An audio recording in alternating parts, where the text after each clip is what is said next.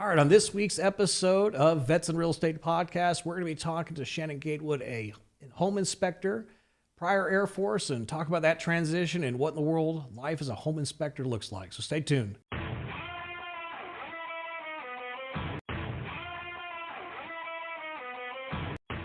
All right, well, Shannon, thank you so much for joining us. Thank you so much for taking your time, being willing to share your story and helping those vets that are looking to transition to real estate. And talk about somebody we haven't had on here is home inspectors. And I mean, obviously, I think home inspectors make somewhat sense, but what the hell do you actually do all day?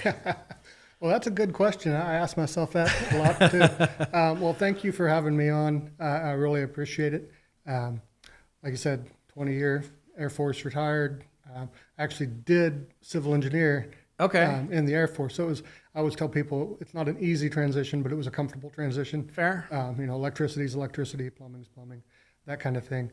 But going from residential to commercial, backwards there. Going from commercial buildings, which is really all government buildings, to residential was a little bit of a leap, but a pretty comfortable leap. So home inspectors, you're wanting to buy a house, we come in, you hire us, we come in, we look at everything from foundation through the roof.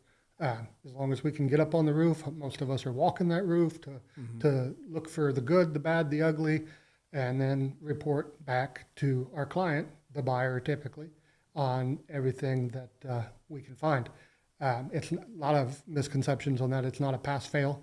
It is what it is. Hey, your electrical's out of date, but it's a 40-year-old house. So, It's not up to new code, but it was to code when it was built. Right. Yeah. But here's a couple of safety things that you may want to look at, even though it technically met code back then, that's another misnomer, I guess. We hear a lot, you're not code inspectors.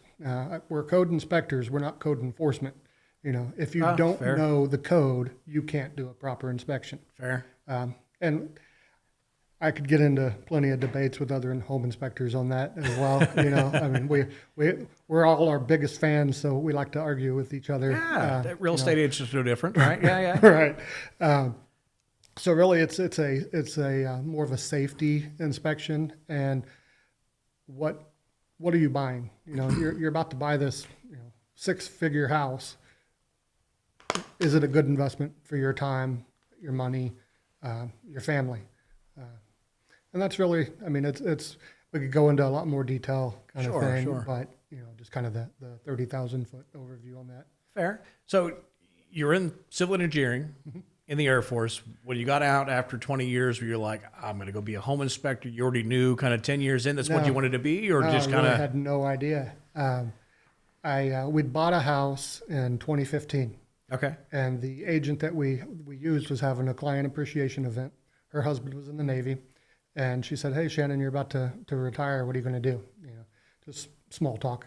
It's like, I really don't know. There's a company out in Bernie that I could get hired on with that a bunch of my military buddies work at, doing kind of the same thing, the construction thing. Sure. And I said, yeah, but that's a lot of traveling and all that. I said, well, with your skill set, why don't you look into home inspections? We're always looking for good home inspectors. There's never enough of them. Kind of followed that guy around when we bought the house a couple of years ago. Maybe I'll look into this. And looked into it, and it just seemed like the perfect fit. I didn't want to be a boss. I didn't want to have a boss. Kind of do my own thing. In the military, you have all your different layers of bosses. Yeah. kind of over that. So I guess that was actually one of my first errors that I made, was going into it with that mindset of I'm just going to go out for do my own thing, build my own, or start my own company, just me. If I can get 2 or 3 inspections a week with my military retirement and my disability that's coming in, I'll be fine. And then you quickly learn that I really should have started building this thing with the growth mindset. I'm catching up now. Yeah, no, that's fair. Lessons learned. But yeah, I should look into home inspections. Oh, yeah, let me do that. And it was a fit. Kind of checked all the boxes that I wanted to have. And again, I can't remember. It's one of the famous leadership books where you fail forward. the military, my retirement kind of helped me do that, Yeah. 'cause if I don't have an inspection today, that's all right. I'm going to be able to put food on the table. If I screw this up, oh, let's try it again, Yeah. rather than, oh crap, am I going to have to file for bankruptcy now because now my company's going under? It really opened up a lot of doors from that avenue of being able to take the risk. So I'm pretty excited about it.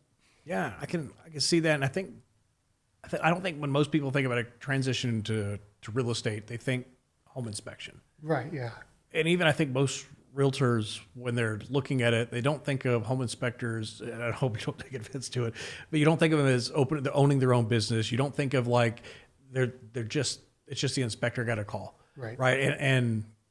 But I think you said you kind of walked into it that same mindset. If I get a couple, it'll be okay. But it sounds like you quickly realized that there was a whole lot more to. Yeah. You're really doing all the same thing a realtor's doing, just a different demographic, right? To an extent. I mean, I actually said this same thing to a group of home inspectors. I said, our ultimate goal is for that client to get into a good house, and it's kind of the same for a realtor. Yeah. I think of your ultimate goal is for your client to find a safe, happy, the home or the building or whatever route you're going. And I think inspectors are kind of the same thing. And they say, oh no, your job is just to report and just to do the inspection. I don't really have that mindset. Maybe I step outside the box too much in that, but I do. I agree with you on the goal is the same. And whether you're a realtor, whether you're an appraiser, obviously appraisers are working for the lender. Sure. But hopefully their goal is to make sure that the lender is having or is getting into a safe investment, and kind of bleeds over into the client is therefore getting a sound investment.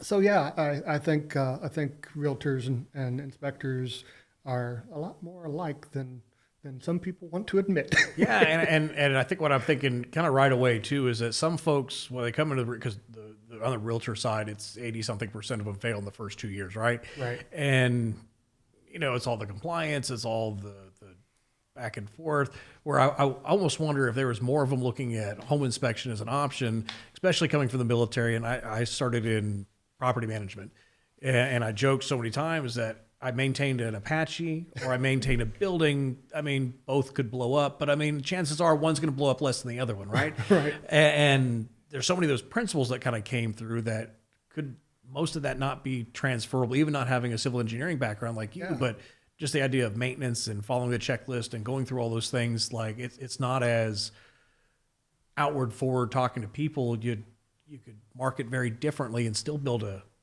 very good business. Yeah, 100% agree with that. Just having that military background. Now, I mean, we all know the turds that we served with. Sure, right? sure. But for the most part, everybody, that attention to detail, that regiment, that like you said, the checklist. I can go down a checklist. I know what to look for. I mean, obviously, there's a lot of that large learning curve to everything that you need to Sure. inspect, based on the Trek SOP, based on common standards, all that stuff. But I can teach anybody to inspect, Fair. kind of thing, especially when they're military, because I know which avenue to come from. In fact, that's kind of been a challenge for me is I hired a guy and he's never been military. Okay. So I'm used to that. I tell you to do something, just go do it. Fair. To be fair, that was the best boss I ever had. He was a Navy guy. We were blunt to each other. There was no hard feelings Right. whatsoever. Right. Everybody's like, you can't talk to each other that way. We're like, why? We're productive. Right. So yeah, I totally get what you're So it's saying. like, you say, hey, can you go do this for me? Or can you go check this? I'm like, for what? Yeah. No. I said to go do it. So Yeah. that's been a little bit of a lesson for me. Fair. Can't tell them to go poop push-ups, right? It's a little Right, yeah. different motivation. Right. But yeah, for military folks, I think the real estate spectrum, for lack of a better term, is really a great industry to look at, whether that be real estate agent, on the commercial side, on the residential side, inspections, anything that falls in that real estate realm, definitely I think is a worthy option of looking at. So walk me through, you're getting out of the service. You've obviously got to get a license. Correct. What is that? I guess, what does that licensing process look like? Is it kind of a weekend at the Holiday Inn, or is it a little more in depth than that? It's a little bit more in depth. It recently, I say recently, 2 or 3 years ago changed. When I went through, it was like 330 hours, but that was mostly online courses and stuff like that. Now it's about, I think it's 198 for a professional inspector. Okay. And there's 3 different licenses on the inspection side. There's the apprentice license, which is really nothing more than background check, fingerprints, and pay the application fee.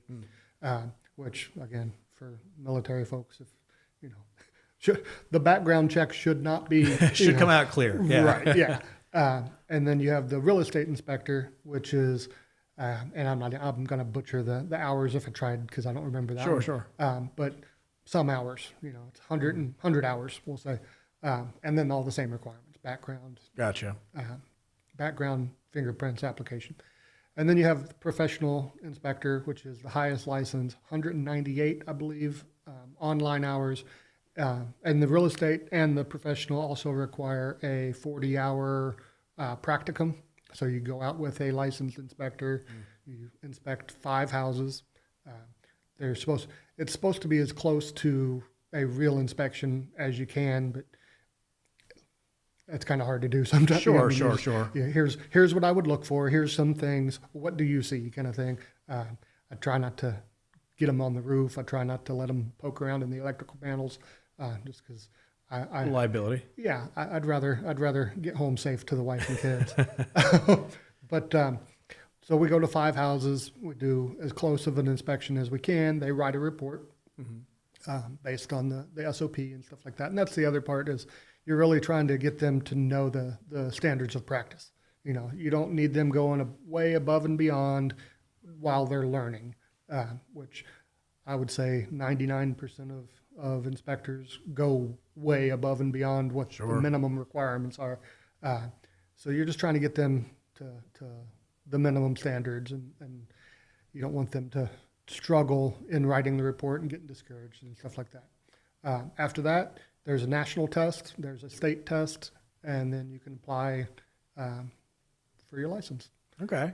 And then as a professional inspector, you can hang a shingle out and start your own business. Gotcha. For apprentice or real estate inspectors, you have to work under the license of a professional inspector. Apprentice inspector, it's really, it's an apprentice. You're on site with that inspector all the time, or they're on site with you, I should say. And you're a helper in better sense of the word. Real estate is indirect supervision. So if you have a real estate inspector license, you work for the professional inspector, but you can go and inspect houses on your own. Gotcha. You just have to, the professional inspector is supposed to spot check your reports and stuff like that. Gotcha. I don't know how often that happens, to be honest. It's like, oh yeah, he's fine. He's been working for me for 5 years. Sure. Well, it sounds like that broker-agent relationship that really you're being is. sponsored. They're supposed to oversee you, supposed to check on you, make sure you're doing it right, and ultimately bear all the responsibility. Correct. Yeah. Gotcha. Yeah, very similar. And they both fall under TREC, so it's it's kind of makes sense that they would have a lot of the same rules. So, and now, if I understand right, you've gone on and done additional education and certifications, right? Yeah. So when you do home inspections, like when we lived in Helotes, I didn't run into a whole lot of septics. I had a termite inspector that I like and trust kind of thing. So I just did I used him for everything. We moved to Lavernia almost 5 years ago now, and a lot of septics.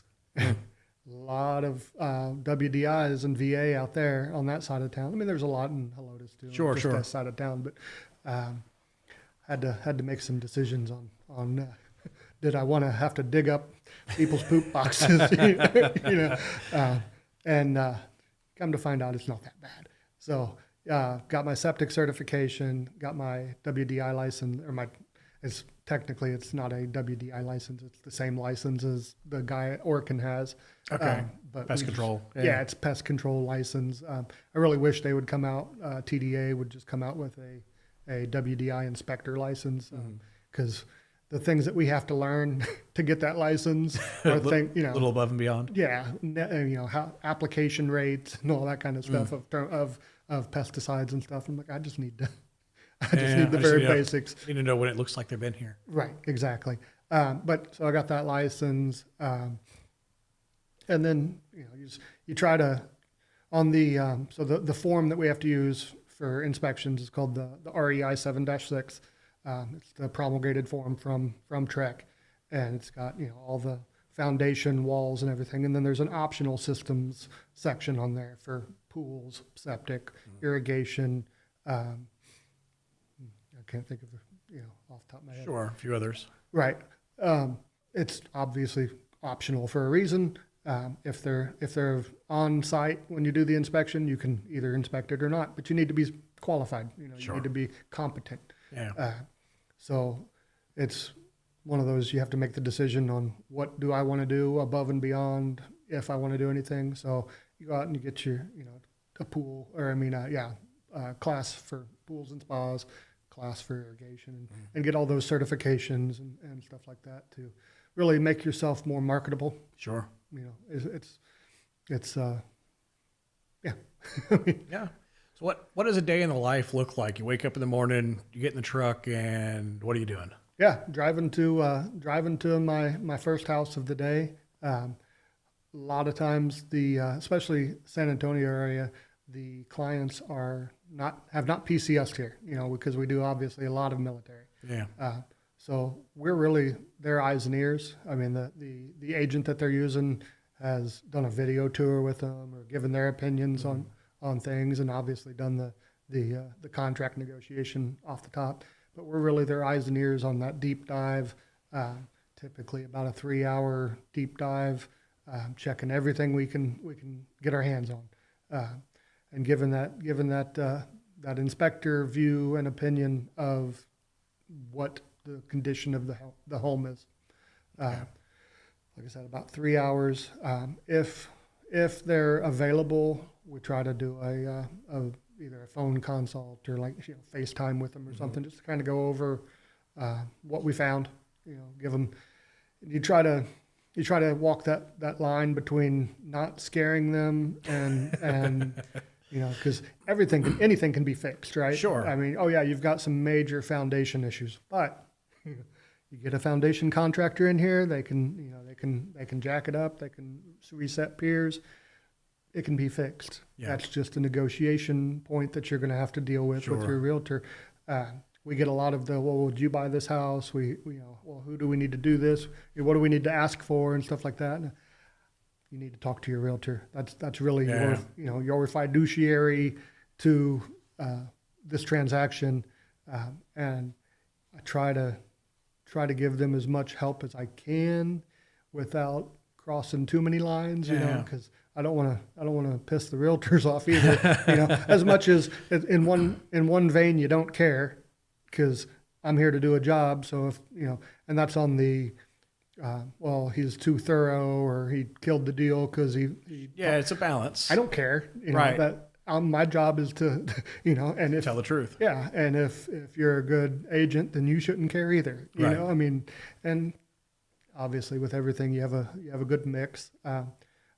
I'll be honest and say that I'd say probably 95% actually give a dang and want their client to have that great house, and if they walk from this house, we'll find them another kind of attitude.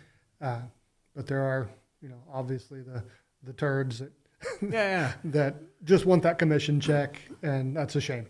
And I can say, at least from the scaring factor, I remember when I went to buy my first house, we found it needed a little bit of work. We kind of knew that up front.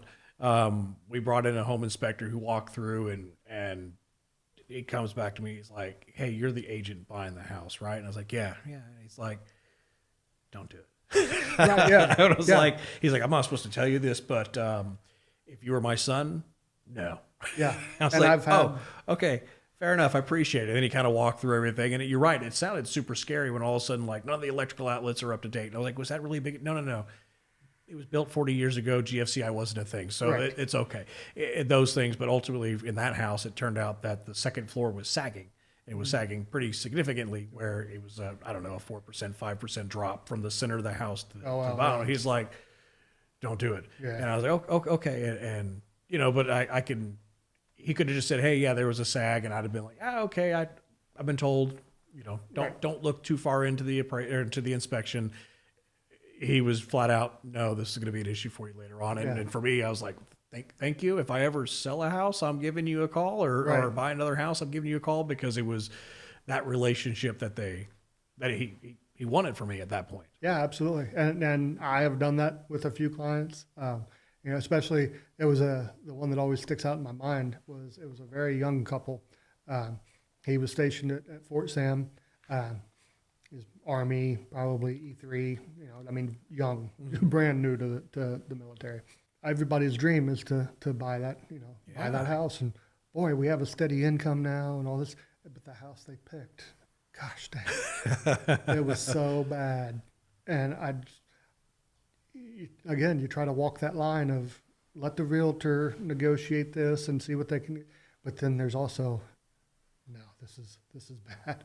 You know, I'm afraid that I'm going to fall through the floor in some spots, and I mean, slab floors, obviously, or slabs, you don't have to worry about that. But this was a little pier and beam, and gosh dang, no. Yeah. And but there's you get some that are kind of the same situation, but you're like, they're really excited, like everything I've told them, and they're just like, okay, you know, like we can't wait to get in here and start the renovation. And I'm like, okay, I did my job. Yeah. So other than going in and doing your inspection, doing the paperwork, you've obviously got a business to run. So how much of your time is spent in the business development side of things? How much time is spent there? And I guess how have you found success, I guess, generating that business? Yeah, way too much is the easiest answer on that. Fair. Part of it is because I have no idea what I'm doing, you know. Okay. And even up to now, you know, I'm actually utilizing my GI Bill to finish out my bachelor's in business, so I'm learning a lot. But let's see, I started in 2017, so for 7-8 years now, again, I've been kind of failing forward on let's try this. Nope, that's not a smart way to market, or that's not a smart way to measure my KPIs and all that stuff.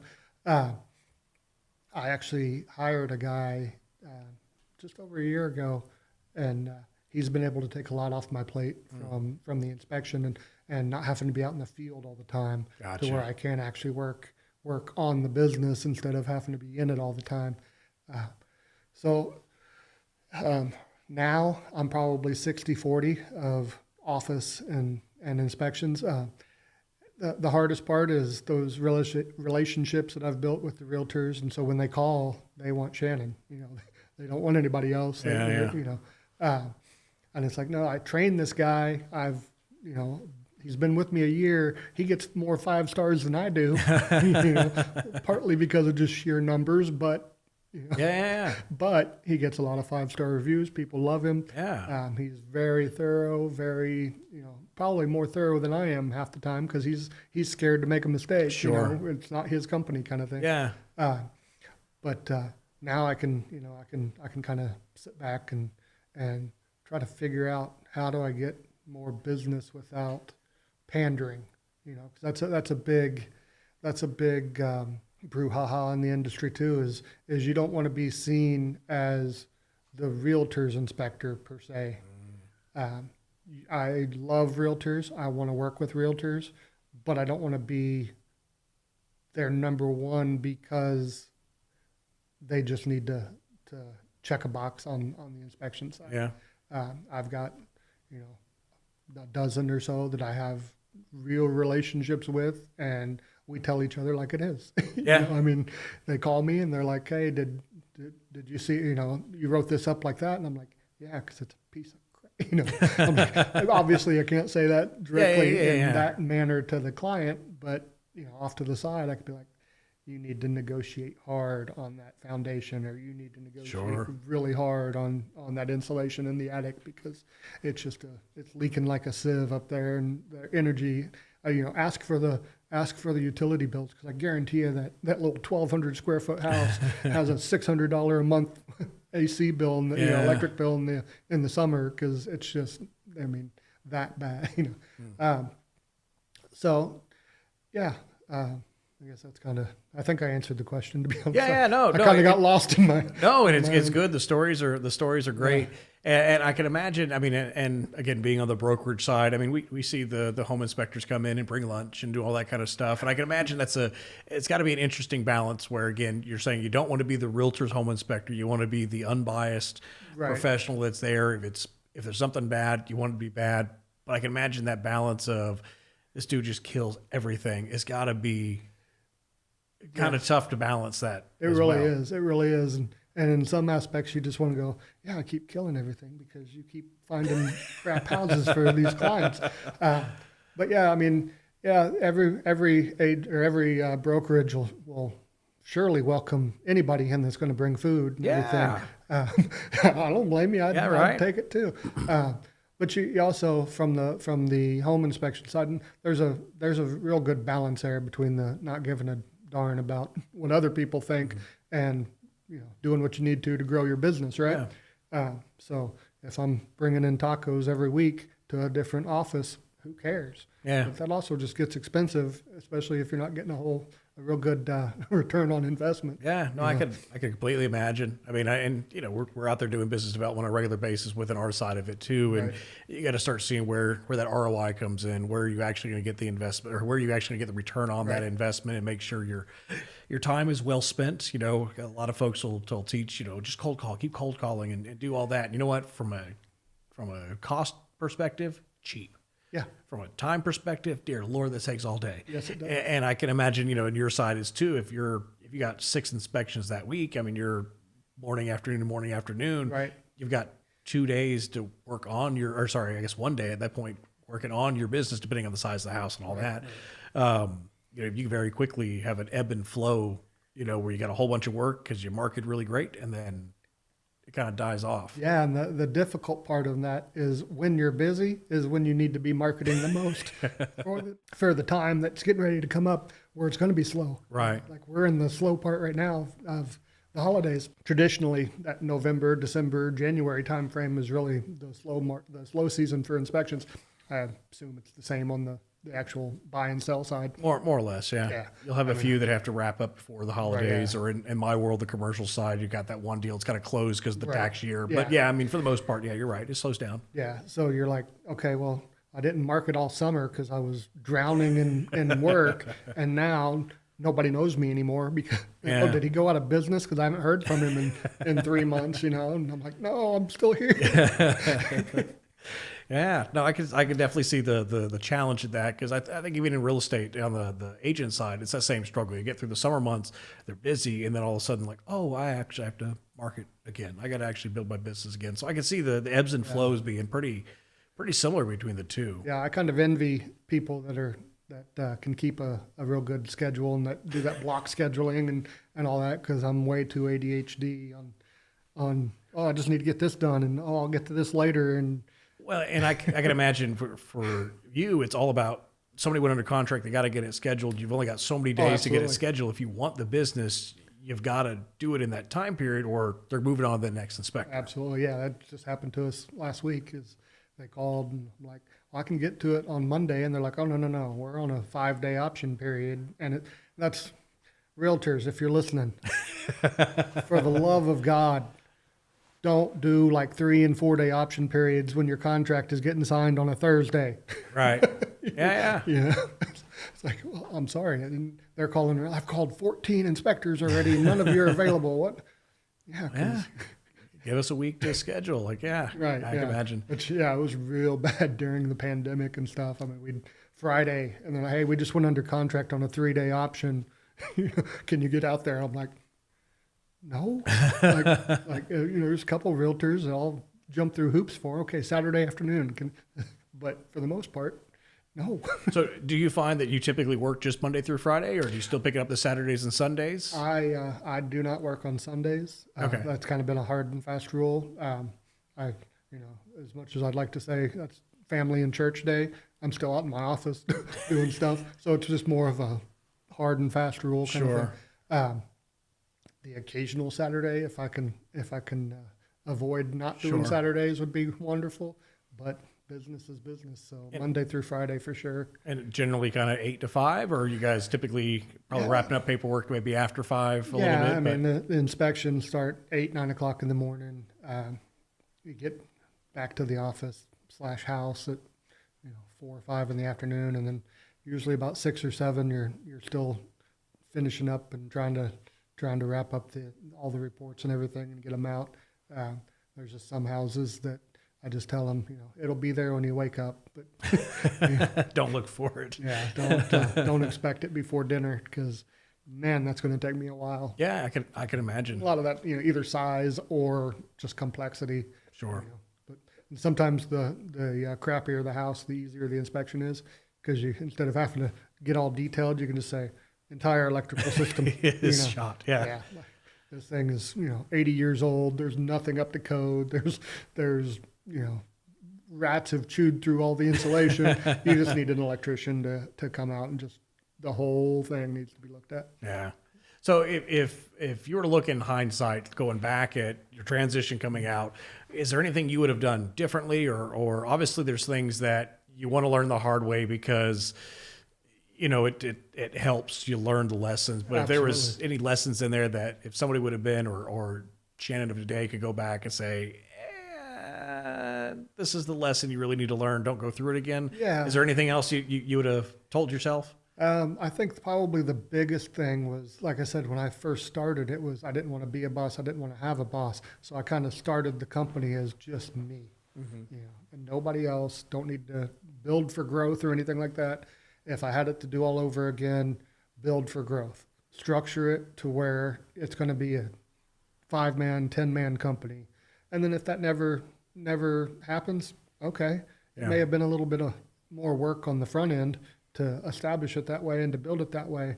But now I'm trying to build it for a few more people. I don't want to be a huge company or anything Sure. like that. But man, I'm playing a lot of catch up. I can imagine.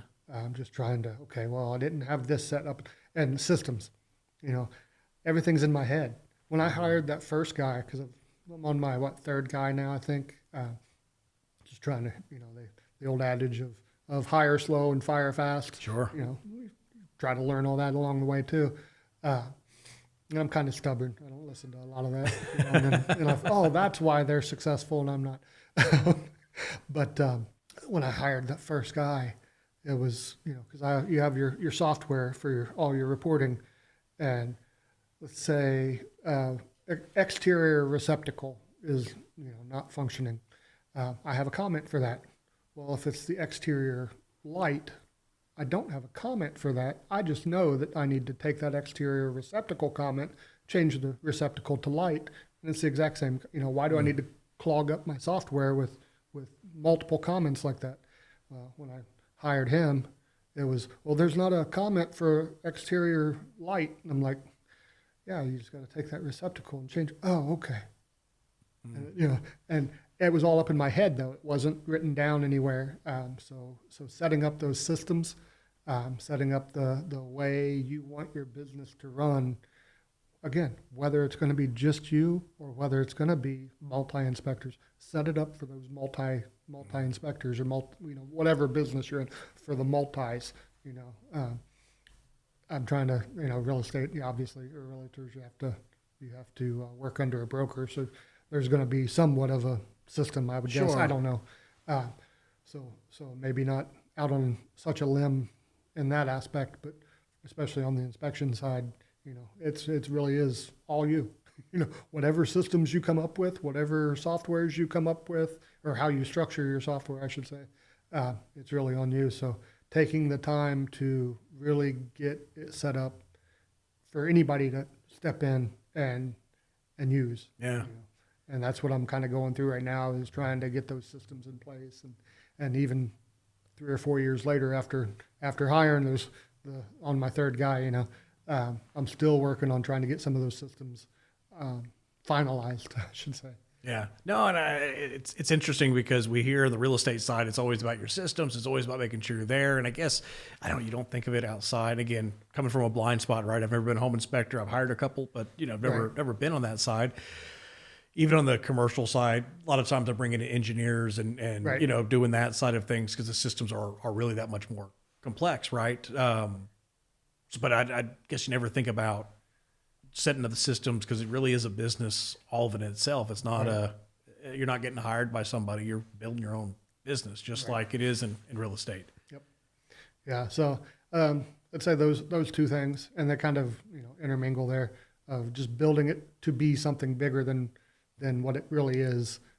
If it happens, cool. If it doesn't, hey, you've got a really good system set up, and it should run pretty smooth. Yeah, especially if you can do it that much quicker, right? Right.